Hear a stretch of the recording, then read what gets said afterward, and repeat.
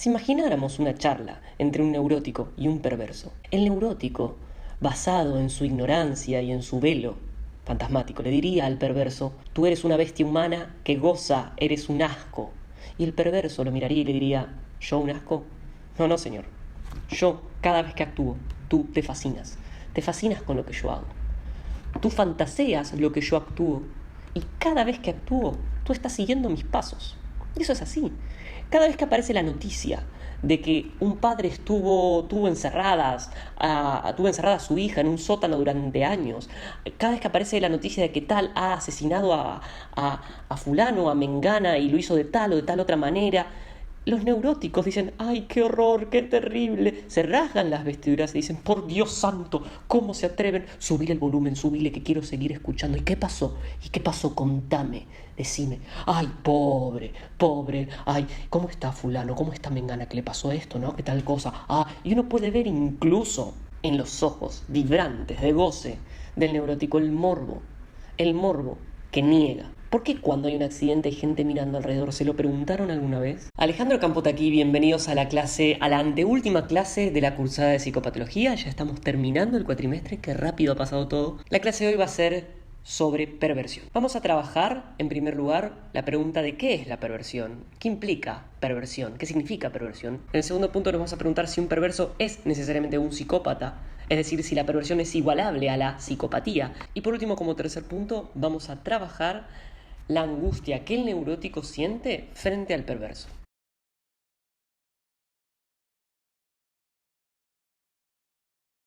¿Cómo definimos la perversión? Habíamos referido en algún momento que la psiquiatría de la época de Freud refería que existía una sexualidad normal, y esa sexualidad normal significaba la unión de los genitales opuestos en individuos del sexo opuesto, en obviamente individuos de la misma especie, con el único fin de la reproducción. Toda acción o toda actividad que no tuviera el fin de la reproducción era considerada una aberración. Desde luego que entonces casi todo caía en el campo de la perversión. En sí, la perversión es justamente lo que el neurótico niega, lo que el neurótico niega en su interior. La represión y la posición de sufrimiento del neurótico está parada, hace pie sobre una base de goce que la persona neurótica no quiere reconocer en sí misma. Esto nos lleva obviamente a la cuestión de las relaciones entre neurosis y perversión en algo no claro. De hecho, muchos psicoanalistas refieren la no existencia del grupo de la estructura de la perversión. Yo creo que hay que sostenerlo como una estructura. Ya explicaré por qué en el segundo punto de la clase de hoy. Hay algo en relación al dañar al otro que hay que tener en cuenta, desde mi juicio como psicólogo clínico. Pero nos lleva a la pregunta acerca de qué es ser neurótico y qué es ser perverso, porque si bien parece que está claro qué es ser psicótico y qué es ser neurótico, no está tan clara la diferencia entre neurosis y perversión. Bueno, efectivamente no la está. Como hemos visto a lo largo de toda esta cursada, la neurosis y la perversión son estructuras, como dijimos, primas. No podemos establecer una diferencia radical entre neurosis y perversión, más bien tenemos que establecer una regla, si se quiere, que tiene de un polo la neurosis, del otro polo la perversión, y dependiendo de dónde yo me sitúe en esa regla estoy más cerca de uno o de otro. Esto obviamente interroga la noción estructural.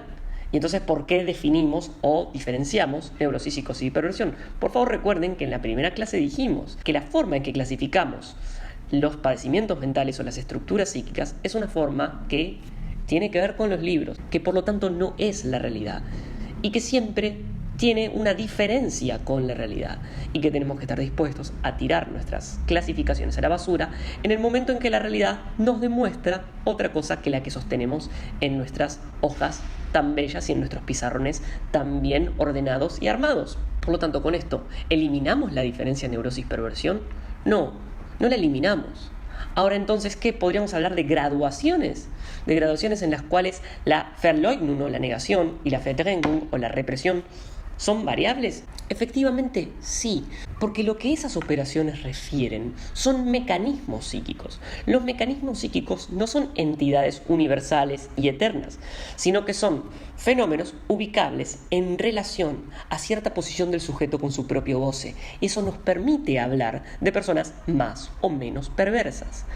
En la clase sobre neurosis obsesiva ya referimos cómo al mayor grado de padecimiento, de dolor o de neurosis de una persona, mayor va a ser la cercanía a un goce perverso, negado, no admitido, velado, ejercido sobre los otros y por lo tanto mayor el grado de manipulación sobre un otro. Y esto no solo obviamente va a quedar del lado de la neurosis obsesiva, también va a quedar del lado de una neurosis fóbica, que es algo que no hemos visto en esta cruzada, y también va a quedar del lado de una neurosis histérica, por supuesto. Existen hombres manipuladores, mujeres manipuladoras, hombres más malos, mujeres más malas, etc. Otra cuestión que circula mucho en psicoanálisis es la idea de que no hay perversión en las mujeres. Eso no es así. De hecho, en la relación de la madre con el hijo, los focos de perversión suelen ser muy, muy hondos. De hecho, el punto más común de perversión, de honda perversión que toma a una mujer es en su relación con su cachorro, con su hijo. Es en cómo toma o qué lugar le da al cuerpo de su cachorro, si lo goza o si no lo goza. Si la ley está inscripta en ella y por lo tanto puede separarse a sí misma o su propio goce de su cachorro o no. Si bien circula entonces la idea de que no existe la perversión en la mujer, es una idea que quizás se pueda extraer de alguna entelequia teórica, pero nadie que atienda personas, ningún psicoanalista que trabaje en el consultorio va a poder sostener que no existe la perversión en el sexo femenino. La sexualidad humana en sí es perversa. Es perversa porque es parcial. Esto lo vimos también con la neurosis obsesiva y también lo tenemos que referir con la histeria. Ambas estructuras capturadas por la lógica fálica implican un corte en el cuerpo, implican una relación con el cuerpo ante objetos que van al lugar del falo, que van al lugar de la zona rectora, que implican una ausencia de la entidad global de un otro en el partener sexual e implican simplemente la búsqueda de un rasgo erótico, muy común en la sexualidad de forma masculina, sea que esta sexualidad la ejerza un XX o un XY. Entonces, si todo es perverso, si toda la sexualidad es perversa, ¿de qué nos sirve la diferencia? ¿Para qué hablar de perversión en sí? El punto es que existe la transformación de esa energía sexual. Por lo tanto, la categoría que nos viene a permitir hablar de una diferencia es la categoría de la sublimación. Es la categoría de lo que yo he elegido nombrar en esta cursada como alquimia, como una transformación de las energías burdas y groseras a nivel corporal que tocan y mueven el órgano a energías sutiles que implican una relación con el otro diferente, a una transformación de las corrientes que tienen por meta la satisfacción instantánea en algo del orden de la satisfacción a largo plazo y que además va inscripto en un valor del orden del amor. La sublimación es el amor. El amor implica que el goce propio es dejado de lado para pensar en el otro, para pensar en qué necesita el otro, qué desea el otro y cómo puedo yo, si se quiere, darle una mano a ese otro. No pensemos ni siquiera en darle una mano porque podemos pensar en darle una mano para que el otro goce también, es decir, apoyar al goce del otro, que tampoco estaría mal, sino a pensar en qué requiere, por ejemplo, mi jardín para florecer, en qué requieren mis plantas para estar más verdes, para dar lindas flores, en qué requieren mis hijos para ser felices, para ser sanos, en qué requiere mi pueblo, en qué requiere mi nación. Fíjense qué loco, pero todos los buenos líderes son líderes que no querían ser líderes. Y son todos malos líderes los que querían ser líderes. Quien tenía el goce de mandar termina siendo quien dirige el Estado a su antojo. Como el rey que decía: el Estado soy yo, el rey de Francia. Él era el padre vivo caprichoso que tenía el reino a su beneficio. Es como el pequeño Simba al comienzo del Rey León que canta: yo quisiera ya ser el rey. Y eso implica que él podría hacer lo que esté a su antojo. Todos lo tienen que obedecer, está ante su propio capricho. Este es el deseo que Simba tiene de devenir el rey que manda, el rey que se deviene rey por su propio goce y que por lo tanto implica el asesinato de su padre, elemento con el cual su tío, Scar, luego lo fuerza al exilio, imputándole que él ha sido el asesino del padre. No anidaría esto en Simba si él verdaderamente no hubiera deseado la muerte de su padre, que efectivamente la deseó, porque él quería ya ser el rey. Sin embargo, Mufasa le introducía otro orden, otro tipo de liderazgo, un liderazgo que articulaba el ciclo de la vida, algo más allá del propio capricho, del propio goce, de la propia pulsión. Es entonces el concepto de la sublimación y la transformación de la energía sexual en la energía del amor, en la energía del lazo social, en la energía espiritual, en la energía de la trascendencia, en la energía del arte, en la energía de la creación cultural, en la energía del vínculo, del todos, del nosotros, de la construcción de algo mejor y bello, lo que nos permite hablar de una diferencia entre neurosis y perversión. Si no fuera por esto, no habría ninguna categoría para pensar la diferencia, como tampoco habría esta clase, como tampoco habría computadoras, como tampoco habría sociedad humana, que más mal, menos mal, más enferma, menos enferma, se ha constituido, elevándose por encima del cuerpo. Freud dice que aquel que devolvió un insulto en lugar de un flechazo fundó la civilización, y todos los maestros espirituales refieren cómo, cuando yo daño a un otro, en verdad me daño a mí mismo. Lo puedo dañar al otro atacándolo, efectivamente, tirándole un flechazo. Me daño mucho entonces a mí mismo. También lo puedo insultar, también me daño a mí mismo, menos que si le tiro un flechazo. He dado un paso.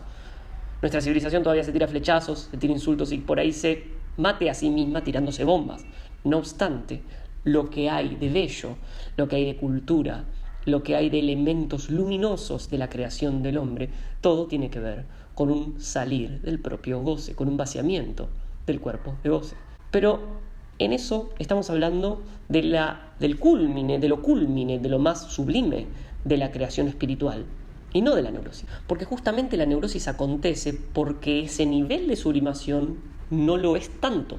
Mientras más nivel de sublimación tenga, más salgo del encadenamiento de la pulsión y más advengo a ser en otro plano. Wo es war, soll ich werden. Donde yo era, donde eso estaba, donde el goce corpóreo estaba, el ser adviene y me libero de eso. Ahora, la neurosis justamente padece no de la liberación, sino de la no liberación. El neurótico sufre por su propio goce. Entonces, ¿qué es la perversión? Lo que el neurótico niega de su propia acción, de su propio gozar inconsciente. Y que el perverso, si se quiere, en su estado más bien tirando al polo de la perversión, goza de forma consciente. Eso que el perverso busca, o eso con lo cual el perverso se satisface, sin necesidad de velo, sin necesidad de represión, sin necesidad de sublimación en el texto original. Por favor, vayan a las clases de introducción al psicoanálisis para tener una introducción a este tema si no han visto todas las clases anteriores. Vamos entonces al segundo punto de la clase de hoy. Habíamos referido que en psicoanálisis muchas veces se interroga esta existencia de la estructura de la perversión por estar tan ligada a la neurosis. Yo les decía al comienzo de la clase que a mi juicio es mejor conservarla. Es mejor conservarla porque hay que darle un lugar al mal. El mal, visto no desde una perspectiva judeocristiana, y disculpen a aquellos que estén bien formados en el discurso judeocristiano, por favor corríjanme, déjenme todo lo que quieran en los comentarios, porque probablemente lo que estoy diciendo de los judeocristianos es una reducción. El discurso judeocristiano no es ningún discurso pavo. Si se quiere, digo mejor lo que estoy queriendo decir. El discurso que nos legamos en la iglesia, a través de los curas, en catequesis, el común, del vulgo, del folk, ¿no? Que nos llega como el mal, como el pecado. Salgamos de esa, porque no estoy desde luego hablando ni desde San Tomás de Aquino, ni desde Meister Eckhart, ni de los grandes iluminados de la religión o de la tradición judeocristiana. Estoy hablando de una noción de mal que podemos ver tanto desde el psicoanálisis como desde la psicología budista. Un mal que implica y que va muy ligado a la ignorancia de un goce mejor. Dicho de otra manera, es malo aquel que no conoce el bien, o es malo aquel que solo puede hacer el mal porque no tiene la ventaja, o el beneficio, o el lujo de hacer el bien. Con esto, de nuevo, parece que estoy cayendo en un discurso catequístico, pero no lo estoy. Cuando vemos en la clínica niveles altos de perversión, al lado de los niveles altos de perversión, vemos el dolor inmenso de la perversión. Porque la perversión que busca la satisfacción del goce pulsional va eternamente atada a la muerte y a su caída en los círculos del infierno del Dante, que cada vez se me hace más claro, al menos en mi trabajo como investigador, al menos en mi estudio, se me hace más claro como metáforas de una pérdida del ser en lugares cada vez más hondos de búsqueda de satisfacción. ¿Cuál es la relación de la perversión con la psicopatía? ¿Son lo mismo? Un perverso no es necesariamente un psicópata. Pensemos un perverso desde la lógica de la búsqueda de la satisfacción. El goce en la búsqueda de la satisfacción lo tienen todos los humanos, esencialmente todos los neuróticos, todos los psicóticos, todos los perversos. Sencillamente que en la neurosis ese goce velado está en un plano de lo negado. El neurótico fantasea lo que el perverso actúa, pero no lo actúa. Esto es muy, muy demostrable en la neurosis obsesiva. El neurótico obsesivo fantasea con matar a medio mundo, pero no mata a nadie. Fantasea con maltratar a medio mundo, pero no maltrata a nadie. Fantasea con pegarle a medio mundo, pero no le pega a nadie. En cambio, el perverso lo actúa. El eje está en que aquel que goza, por ejemplo, sexualmente inflando globos, o aquel que goza con pantuflas, no está hiriendo necesariamente a otro. Quizás está atrapado en un loop, en una eternidad de un goce que lo deja clavado en un día de la marmota con su propia búsqueda de ese objeto inanimado, que no implica un recorrido por otra persona y por la castración y por lo bello que implica pasar por un otro.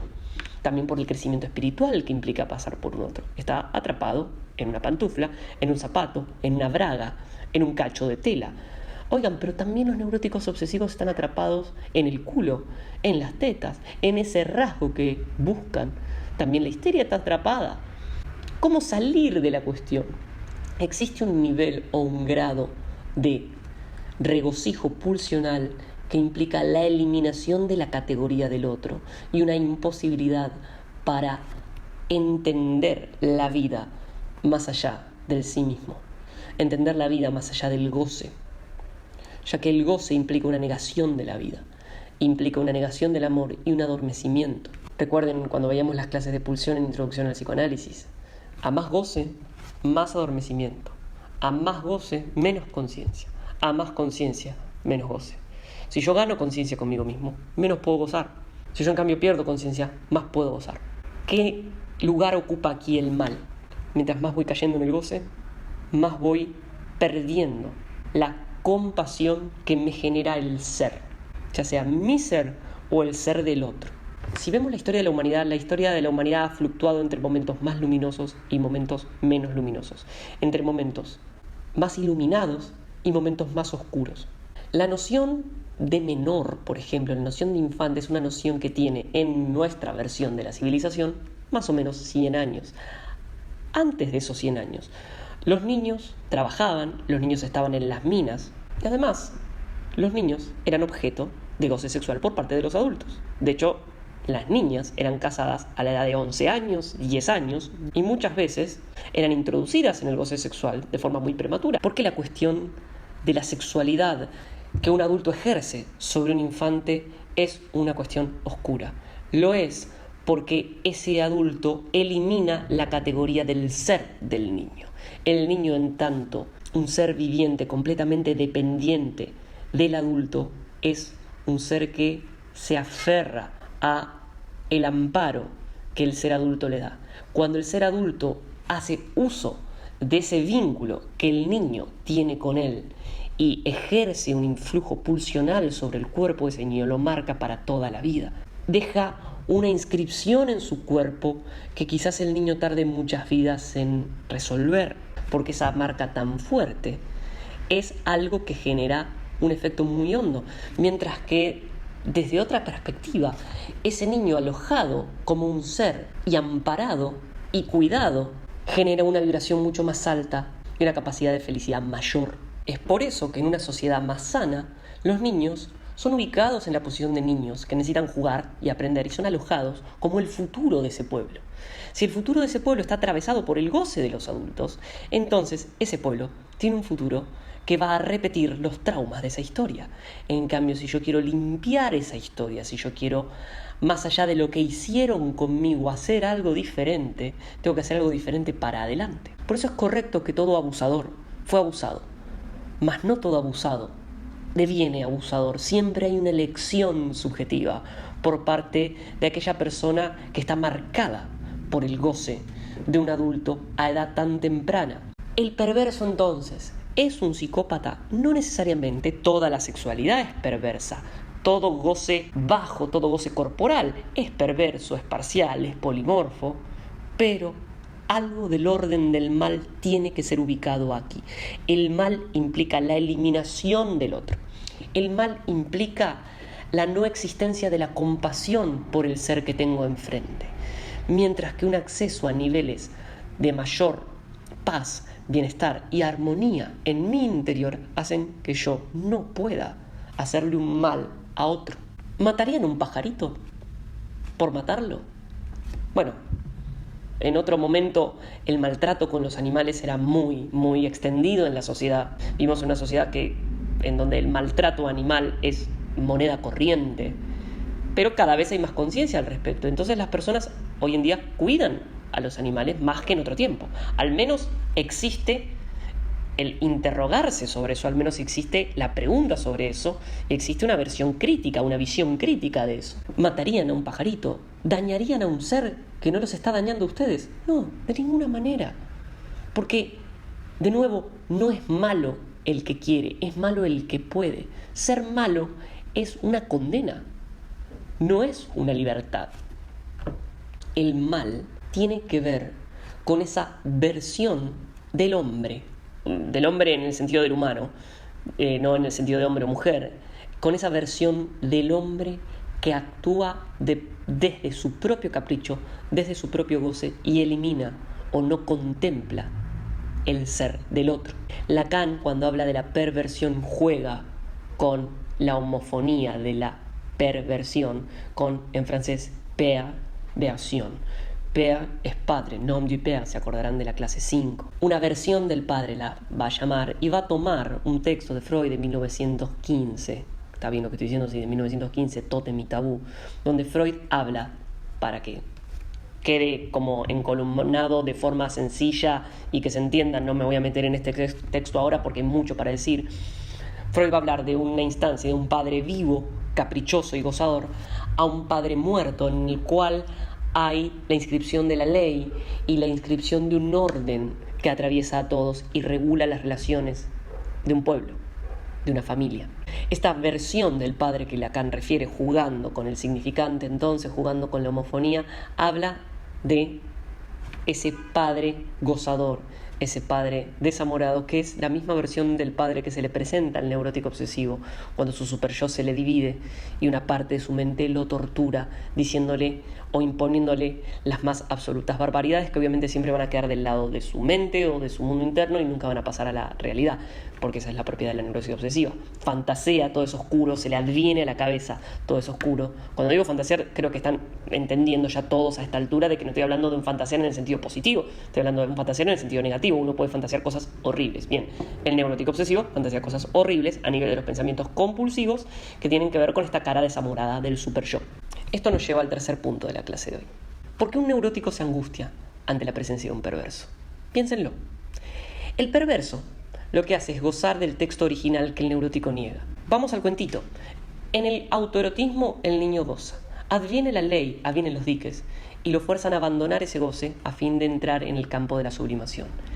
El niño neurótico se guarda una parte de goce y otra parte la entrega a la sublimación, pero aquella parte que se guardó luego la tiene que reprimir y luego le retorna como un síntoma que, llegado el caso, puede devenirle un problema. Si ese síntoma le es un problema, el síntoma va a ser el sustituto de ese goce que se guardó pero que niega en sí mismo. Es el sustituto de un goce negado. Si bien goza, niega que goza y por lo tanto no sabe que goza. Por lo tanto goza, pero no sabe que goza. Por lo tanto, no sabe por qué tiene su síntoma. Piensa que es por sus neuronas, piensa que es por la humedad, piensa que es por la situación política, piensa que es por X, por su mujer, pero no por él, no por su goce. Esto implica que sostiene una pregunta. El perverso, en cambio, no sostiene una pregunta porque no hay en sí mismo la necesidad ni de represión ni sublimación, porque la pulsión queda inscripta en el texto original y se goza en su texto original. Al gozarse en su texto original, el perverso está despierto, si se quiere, a ese goce tremendo que actúa, mientras que el neurótico lo fantasea. Ahora, ¿qué ocurre? El perverso goza reintroduciéndole al neurótico su propio goce ignorado. Piensen en el caso de Fernando Peña.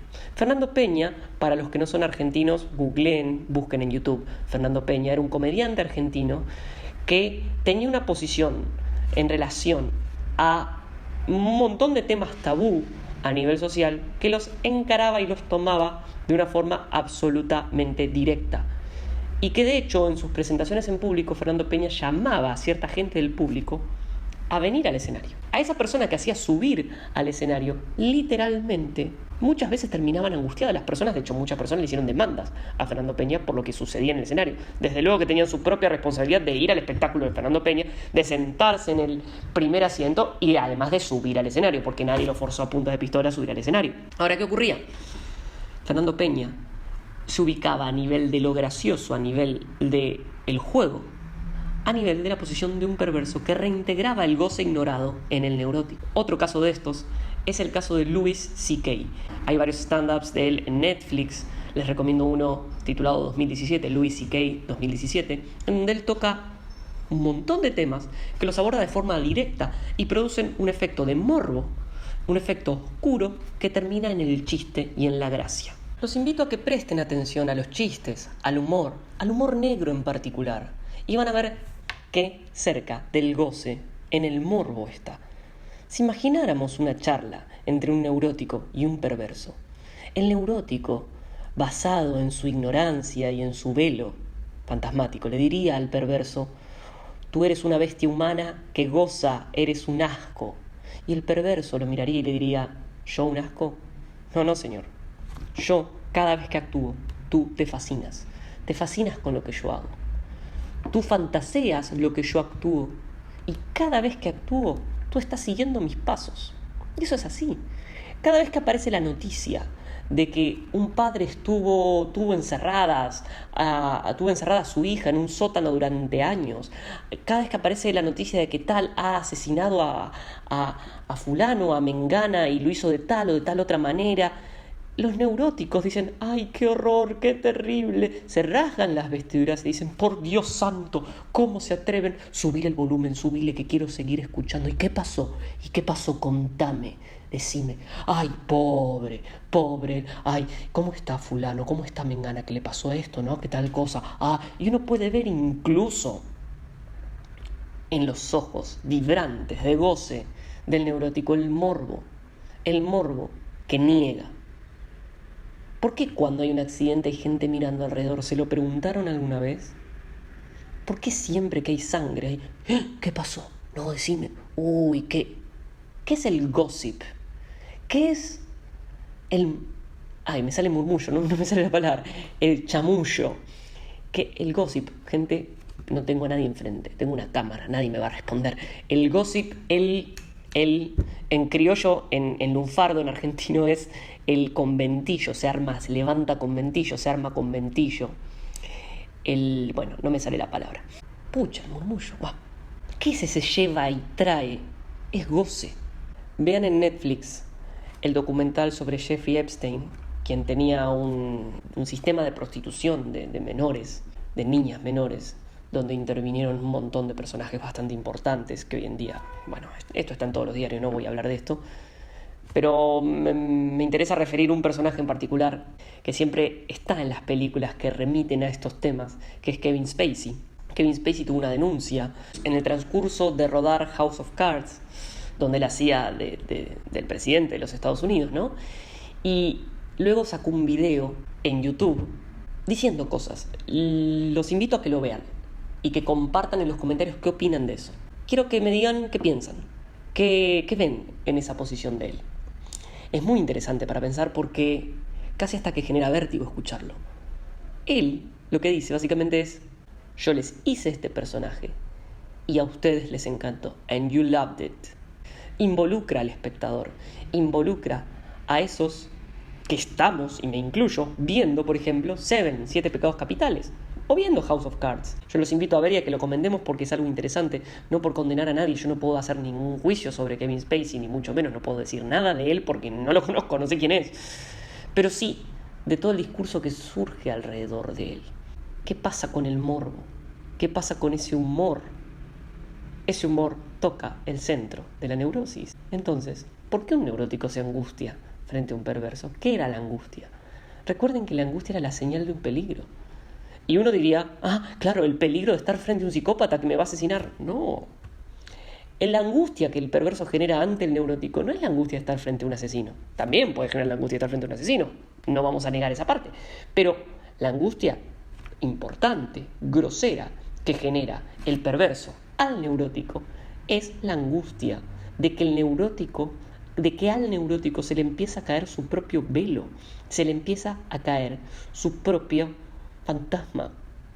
Por eso en psicoanálisis se le llama al perverso caza-fantasma. Le caza el fantasma al neurótico, se lo quita y le reintroduce su propio goce ignorado. Lo que los comediantes generan a través de la risa, lo que los asesinos a través de documentales, películas o noticieros generan en el neurótico manteniéndolo prendido a la pantalla en el morbo, es lo mismo que genera el perverso en el encuentro con el neurótico, en tanto que le produce angustia al neurótico, porque el neurótico siente la alarma de su propio goce que se aproxima a ser develado.